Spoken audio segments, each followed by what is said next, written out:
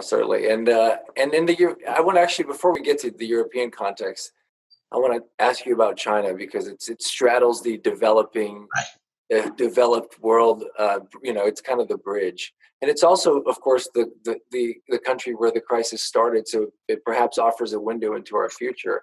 How big an economic hit are you guys projecting China has taken and will take from this pandemic? And now that you see some reopening happening, what are you hearing from your contacts out there? Because it's not like you kind of sound the all clear and everybody goes back to business as usual, right?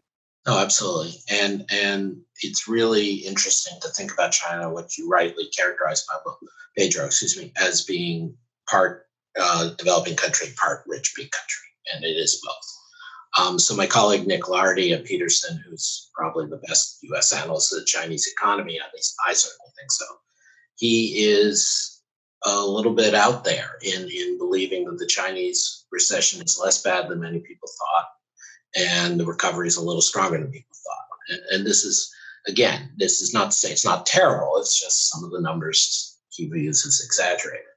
And so the way to think about it is China probably grew on Nick's numbers, something 1% roughly in the last 3 months.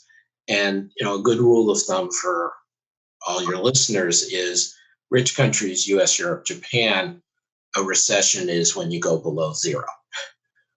Developing countries, because of population growth and because of the catch up, a recession is when you go below 3%. I mean, just rough order of magnitude. So this was definitely a recession, but it's not the kind of contraction some people are seeing in the data. And Nick points to things like the industrial data, the pickup in energy use, the pickup in pollution, frankly. Yeah. But also, as he and another colleague of ours, Mark Trzempa, talk about, you can see, going back to the issue of migrant workers, China has hundreds of millions of migrant workers within China who move from the provinces, as they're called, to the coast, to the big cities, to where the jobs are. And we have seen, and again, like in India, they were basically sent home when the economy went into lockdown. Well, as best we can tell, 80-90% of those migrants have moved back to where their jobs are. And they're not as desperate as the poor Indian people in the informal sector are, but they certainly would not move if there were not jobs reopening.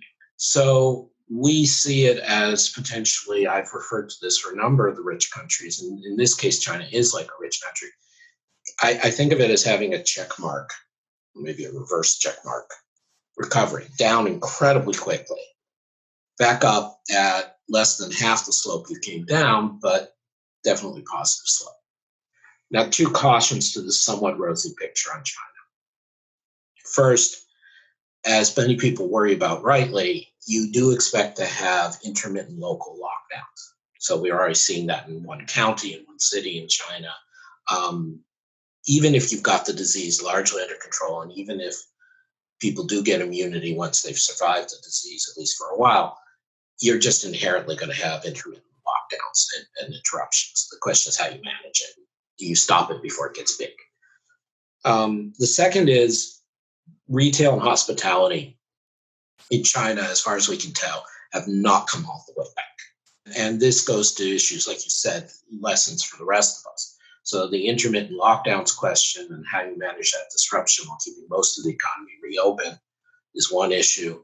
Another is just how much permanently do face-to-face retail and the associated real estate with that, restaurants, theaters, entertainment, tourism, how much is there a permanent or at least persistent shift of people's tastes? Do they change? Nick Lardy also points out and reminds us in a blog he just put out that there's a lot of chatter about how dependent China is on exports. China actually is in the fortunate position, like the US, of being so large and diverse that even though it needs critical supplies, as we spoke about, overall, in terms of economic growth, it's not that dependent on exports. And so even though China is recovering along with Taiwan and South Korea, and we hope Singapore and a few others sooner than the West, they are not dependent on global demand. It'll be a small drag on them that they don't have much room to export, but it's not going to be a constraint, I think.